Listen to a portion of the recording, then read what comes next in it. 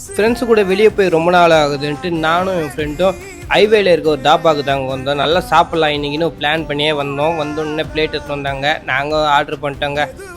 First ஒரு 30 ரொட்டியும் அப்புறம் Punjabi chicken எடுத்துன்னு வர சொன்னாங்க. சொல்லின்னு ஒரு 5 நிமிஷத்தில் வந்துட்டாங்க. எப்பவுமே கூட்டமாக இருக்குது இந்த தாபா. இன்றைக்கி இன்னும் கூட்டம் கம்மியாகவே இருந்தது. நானும் இன்றைக்கி ஒரு போடு போடலான்ட்டு வந்துட்டேன். அப்புறம் தாங்க சிக்கன் விக்ஸ்னு ஒன்று எடுத்துன்னு வந்தாங்க.